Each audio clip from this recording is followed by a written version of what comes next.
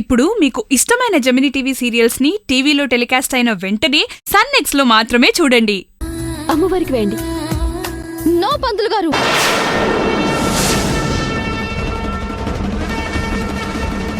ఇది తెచ్చిన దండలు వాడకూడదు.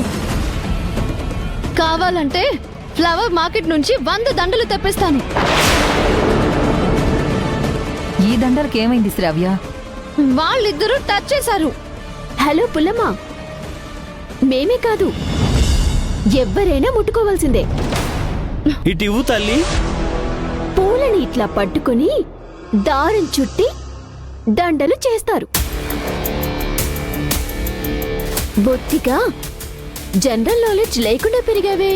Don't talk rubbish. Dad, phone చేసి ఆర్డర్ ఇవ్వండి.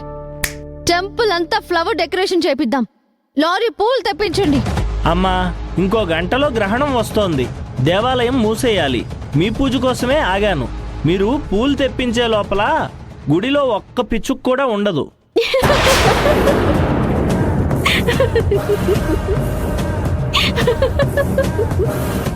జ్యోతి,